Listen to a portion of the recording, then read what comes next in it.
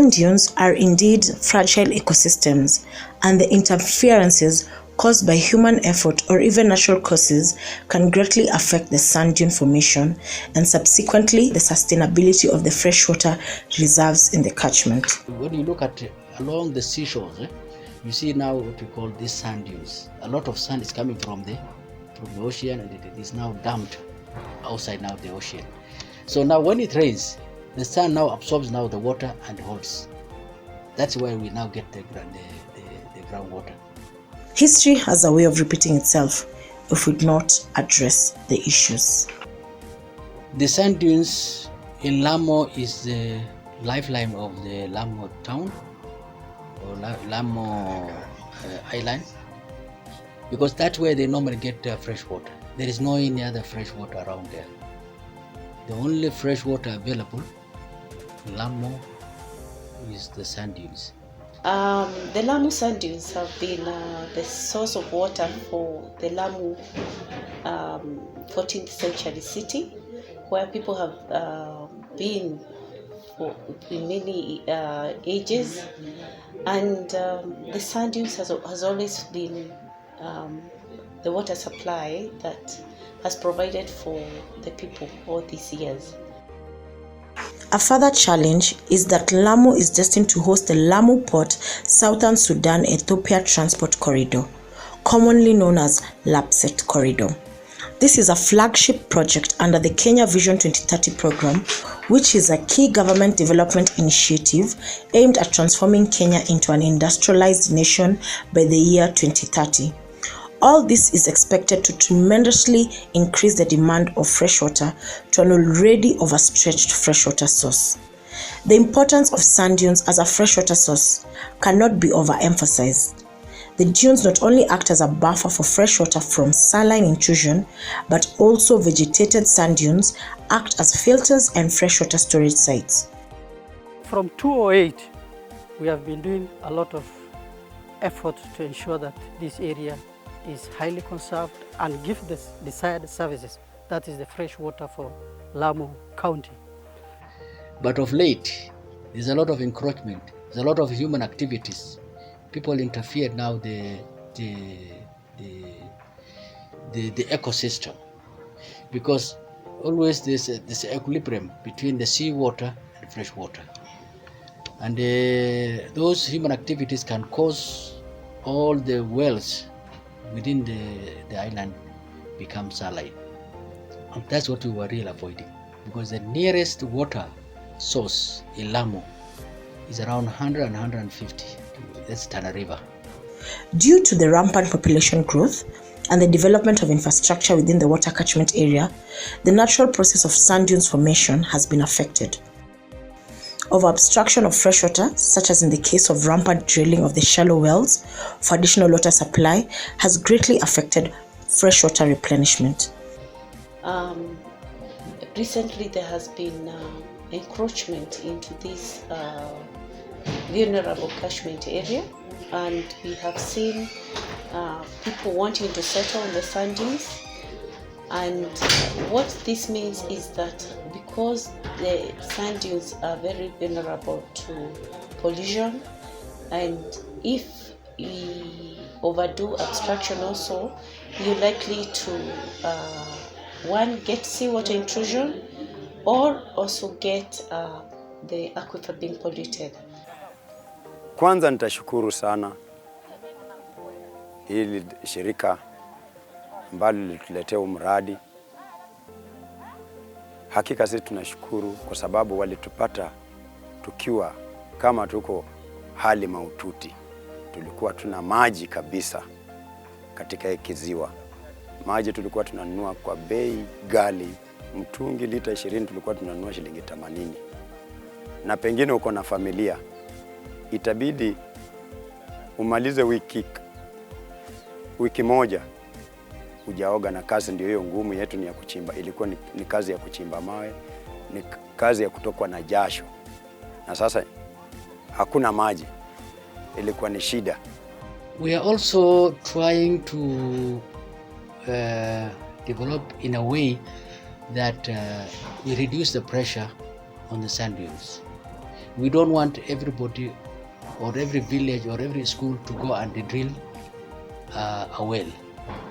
We don't want that. What we are doing now is, because the area has a lot of rains, it rains most of the time, so we are now trying to come up with what we called some jabias, or some tanks, underground tanks, that we established in the different areas.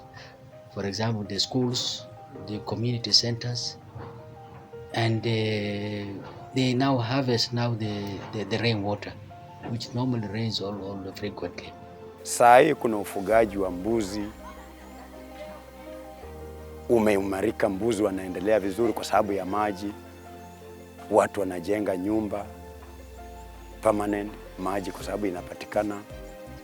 Watu wanafanya biashara zao kwa sababu maji iko inapatikana. Tunashukuru sana, na tungeomba Mwenyezi Mungu tena aingie ndani yao tena, vile walituletea ile jabia tena watuletee lingine, kwa sababu kijiji kimekuwa kwa kasi. Mradi wa maji nimeweza kufaidika kwa eneo langu kwa zote sublocation zangu mbili. Niko na 2 sublocation, one Kipungani sublocation and Matondoni sublocation.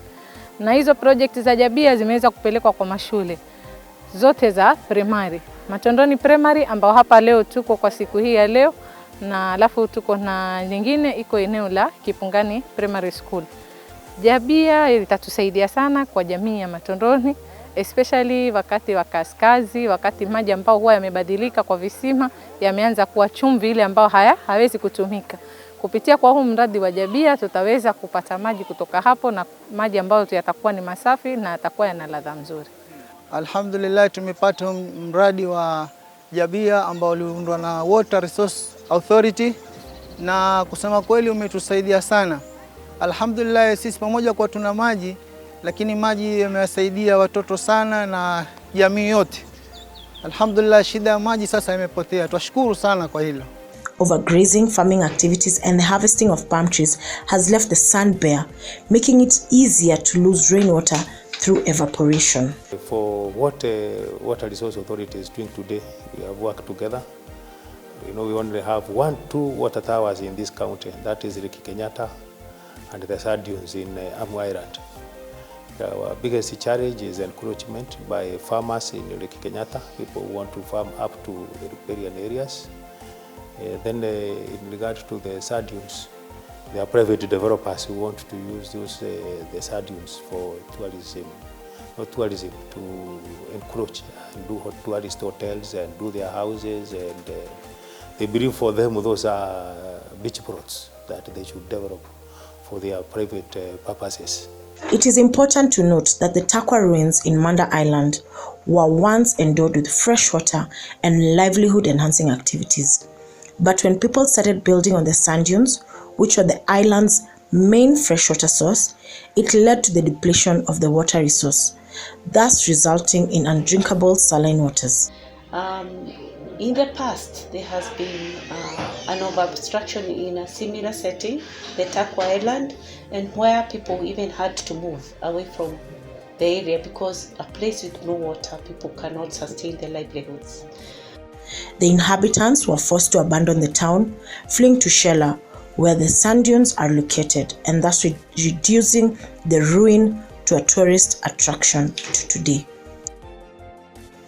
The Lamu Islands and the surrounding archipelago islands of Pate, Faza, Manda, Raskitau within Lamu County since time immemorial have had a constant supply of fresh water from the sand dunes, which are situated at the southern part of the island, stretching for approximately 11 kilometers next to the Indian Ocean. They form double road heaps of sand towering at the island's front. Lamu Island's main source of fresh water is the dunes, which form the aquifer. The aquifer is significant because it's the singular source for the Lamu Island public water supply. The freshwater availability, together with its rich cultural and historical background, made Lamu Town to be listed as a World Heritage Site in 2001, making it an international tourist destination. Lamu faces the risk of losing its heritage status if the issue of sustainable and reliable freshwater supply is not urgently addressed. Now water now will now follow, the sea water now will follow now to the fresh water. So if that one happens now, no more Lamu. They will not get any water from anywhere. But as it is now, if we protect and clear now the area is a catchment area, reduce a lot of encroachment around here, they will have a very good water, very fresh water. A scientific study undertaken by WRA in collaboration with the National Museums of Kenya in 2008 delineated the Lamu Sand Dunes aquifer and catchment area. This arose following an outcry by residents when high encroachment on the dunes was witnessed. Lamu County kuna tatizo la maji kila pale, na sisi kutoka hapa na pale penye maji natoka ni karibu kilomita 30 pale yenyewe line imetoka, na sisi tunashukuru hii shirika la kutuletea Jabia. Hapa mvua ikinyesha tuna harvest, tunapata maji. We started with doing a scientific study to establish the extent of the catchment, because there's been a lot of conspiracy theories about this catchment, mainly from the politicians and businessmen, that this is not where the only fresh water is available. So we need to do a study to establish, to bring to them that this is the scientific findings. Concerning the sand dunes at Shela, NMK has been partner with different organizations. One of them is WRA, for them to carry the study on the availability of the water we do have at the dunes. As NMK, we are protecting that place so that we could have, we protect the wells of water so that you can supply enough water to the entire county. The study established that the recharge area to the Lamu Sand Dunes aquifer is about 19.72 kilometers squared. The study identified weighty threats on the aquifer to be over-abstraction, thereby leading to seawater intrusion, encroachment and loss of vegetation on the recharge areas. Arising from the study results, it was clear that measures were to be instituted to forestall further degradation. The community asked that we see how we can reduce too much movement within the dunes.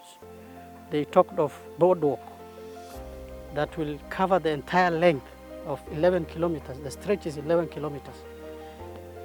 We have started also that program, partly in phase 1. We have done 500 meters. We want from the start of the catchment, where we are now, to the end, people will not be walking in the sand. That will cause some degradation. The aquifer has been experiencing stress, and it was found that several wells had already turned saline and some had dried. This situation attests to the fact that more groundwater is being extracted at a higher rate than it is replenished. As currently we speak, we have a problem of water at Mokoe, but we strongly believe that if we could have protect our water here, and people take it seriously that we need to protect the sand dunes, we strongly believe we could have fresh water for the generations to come, and that water can be well utilized. We can pipe the water through the sea to Mokoe, where we have a problem of water, and life continues from there. To conserve and protect the dunes, the government of Kenya, through Water Resources Authority, has since 2016 undertaken the following activities. The authority has developed 14-number rainwater harvesting infrastructure and 9 jabias to provide alternate sources and relieve pressure from the sand dunes. WRA has also constructed a 500-meter boardwalk for ecotourism promotion. The aim why we are putting that walkway, and I don't know whether you have seen it, we will complete it now to the other end in future, because we don't want people to move around and interfere now the catchment. So if people want to go across, they can now pass through the walkway, or if they want to go to the water supply where the wells are, they can go to directly there. So the aim here is now to protect. In fact, the whole issue here is now to protect that catchment from human activity or any other way that we are trying to protect that, because we don't want any interference in the fresh water in those sand dunes. So we have been working with the community very well, and they are the ones who are now running most of these jabias. It's the community level.